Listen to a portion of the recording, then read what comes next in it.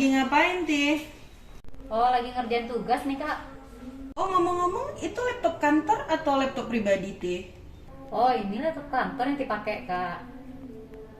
Kok setelah dilihat-lihat nggak ada kode inventaris BMN-nya ya, Tih, di laptopnya?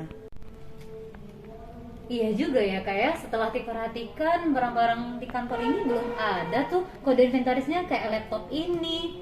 Kursi kayaknya juga belum ada, Pak. Padahal pemberian kode inventaris pada barang-barang kantor itu kayak BMN itu penting banget loh, Tih. Kenapa gitu ya, Kak ya? Emang apa sih guna kode inventaris itu? Terus gimana cara ngasih pengkodeannya, Kak? Ya karena kode inventaris itu penting, Tih. Kode inventaris itu kan biasanya bentuknya tuh kayak logo-logo gitu kan. Ada angkanya, ada barcode-nya. Jadi gunanya supaya kalau kita mencari barang itu lebih gampang. Di samping itu juga kita kan bisa menyesuaikan antara apa yang ada di aplikasi itu sesuai nggak sama yang barang kita punya fisiknya ada nggak di lapangan. Di samping itu juga kalau cara pengkodeannya tuh sih seharusnya lewat aplikasi Simak BMN. Jadi di dalam aplikasi Simak BMN tuh nanti ada caranya untuk mencetak barcode-barcode yang harus diletakkan di barang-barang BMN yang kita punya di kantor gitu, Tih. Oh, jadi gitu ya, Kak. Berarti dengan melalui pengelolaan BMN yang baik dan benar, sesuai dengan ketentuan yang berlaku, maka BMN kantor akan dapat terkelola dan terorganisir dengan baik ya, Kak. Iya, betul sekali, Tih. Jadi seharusnya seperti itu. Dan untuk keterangan selanjutnya dapat kita lihat pada tayangan berikut. Jadi apa sih sebenarnya yang dimaksud dengan BMN itu? Menurut Undang-Undang Nomor 1 Tahun 2004, barang milik negara atau BMN adalah semua barang yang dibeli atau diperoleh atas beban APBN atau berasal dari perolehan lainnya yang sah. Perolehan lainnya yang sah antara lain barang yang berasal dari hibah, barang yang diperoleh berdasarkan ketentuan undang-undang, barang yang diperoleh sebagai pelaksanaan dari perjanjian atau kontrak, dan barang yang diperoleh berdasarkan putusan pengadilan yang telah memperoleh ketentuan hukum tetap. Menurut Peraturan Menteri Keuangan Nomor 115 PMK titik 06 2020, pemanfaatan BMN merupakan pendayagunaan aset negara yang digunakan untuk penyelenggaraan tugas dan fungsi kementerian atau lembaga dan atau optimalisasi BMN dengan tidak mengubah status kepemilikan. Nah, BMN inilah yang perlu dilakukan pengkodean melalui Sistem Informasi Manajemen dan Akuntansi Barang Milik Negara atau SIMAK BMN. Apa itu SIMAK BMN? SIMAK BMN adalah sistem yang menghasilkan informasi aset tetap, persediaan, dan lainnya untuk penyusunan neraca dan laporan barang milik negara serta laporan manajerial lainnya.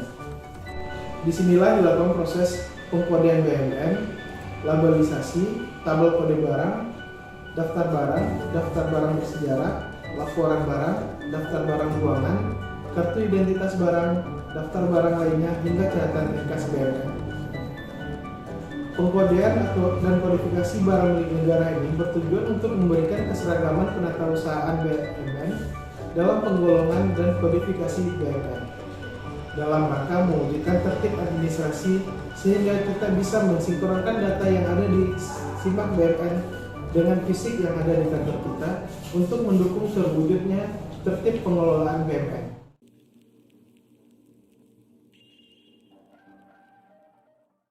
Langkah pertama yang dapat dilakukan adalah dengan melakukan edukasi pegawai terhadap tupoksi oleh pemegang BMN sebelumnya kepada operator yang baru. Langkah ini bertujuan agar pegawai yang memiliki kompetensi BMN dapat melakukan sharing pengetahuan dan pengalaman kepada pegawai yang masih minim kompetensi. Langkah kedua yaitu dengan melakukan koordinasi dengan sekretaris dan kasubag keuangan umum dan logistik. Koordinasi dengan atasan diperlukan agar tugas serta kegiatan yang dilakukan sesuai dalam koridor peraturan dan ketentuan yang berlaku. Langkah ketiga yaitu dengan mengklasifikasikan data aset BMN. Langkah ini dilakukan dengan mengklasifikasikan status BMN kantor dan memilah mana barang yang tergolong baik dan mana yang tergolong rusak, serta mentotal semua jumlah barang tersebut. Langkah keempat yaitu dengan melakukan pencocokan data aset di aplikasi dengan fisik. Hal ini dilakukan agar aset BMN yang ada di kantor sama dengan yang ada di aplikasi SIMAK BMN. Setelah seluruh kegiatan tersebut dilakukan, dilanjutkan dengan pencetakan barcode BMN. Setelah itu, menempelkan stiker barcode pada BMN guna mewujudkan tertib administrasi dalam pengelolaan BMN.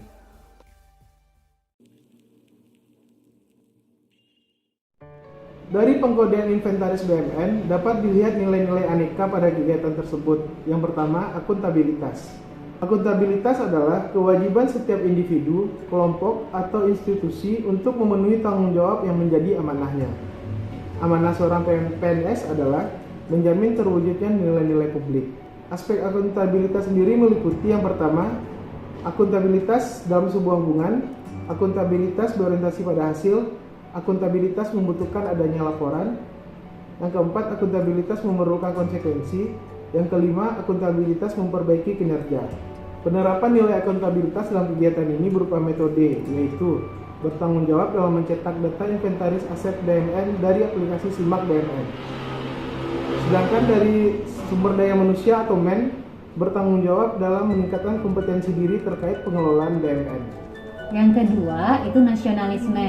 Nasionalisme merupakan pandangan tentang rasa cinta yang wajar terhadap bangsa dan negara, dan sekaligus menghormati bangsa lain.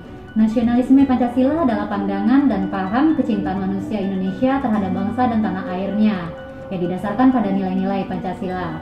Nah, penerapan nilai nasionalisme dalam kegiatan ini berupa metode bermusyawarah dengan sekretaris dan Kasubag Keuangan Umum dan Logistik. Selanjutnya, yang ketiga adalah etika publik. Etika publik ini merupakan refleksi tentang standar atau norma yang menentukan baik buruk, benar salah perilaku, tindakan dan keputusan untuk mengarah kepada kebijakan publik dalam rangka menjalankan tanggung jawab dalam pelayanan publik. Penerapan nilai etika publik dalam kegiatan yang telah kita lihat dari tayangan tadi, yang dari metode yaitu berupa menghargai komunikasi, konsultasi dan kerjasama dalam koordinasi dengan Kasubagkul. Sedangkan dari nilai SDM-nya kita dapat melihat bahwa adanya tanggung jawab dalam melaksanakan tupoksi. Selanjutnya yang keempat yaitu nilai komitmen mutu. Komitmen mutu merupakan komitmen bekerja yang berorientasi pada mutu kinerja pegawai agar kegiatan terselesaikan dengan efektif dan efisien. Penerapan nilai komitmen mutu dalam kegiatan ini dapat dilihat dari kegiatan perbaikan berkelanjutan yang melibatkan operator BMN dalam organisasi melalui usaha yang terintegrasi secara total untuk meningkatkan kinerja.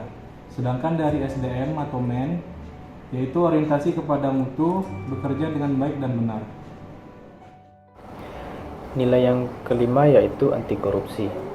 Korupsi berasal dari bahasa Latin, corruptio dan corruptus, yang berarti perbuatan yang tidak baik, buruk, dapat disuap, dan tidak bermoral.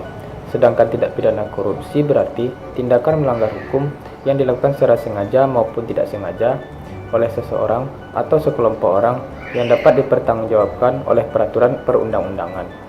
Berdasarkan Undang-Undang Nomor 31 Tahun 1999 tentang pemberantasan tindak pidana korupsi, bahwa korupsi adalah tindakan melawan hukum dengan melakukan perbuatan memperkaya diri sendiri atau orang lain atau suatu korporasi yang dapat merugikan keuangan negara atau perekonomian negara. Dalam nilai-nilai dasar anti korupsi dapat diidentifikasi menjadi 9 nilai anti korupsi yang terdiri dari kejujuran, kepedulian, kemandirian, kedisiplinan, tanggung jawab, kerja keras, kesederhanaan, keberanian, dan keadilan. Adapun penerapan nilai anti korupsi dalam kegiatan ini dapat ditonjolkan pada metode pengkodean, yaitu transparansi aset BMN instansi. Selain itu, SDM dapat menyelesaikan pekerjaan tepat waktu dan mengerti tools yang digunakan, sehingga data yang dimasukkan dalam aplikasi SIMAK BMN akan sesuai dengan data fisiknya. Hal lain yang juga dapat dilakukan adalah dengan bertanggung jawab dalam penggunaan anggaran.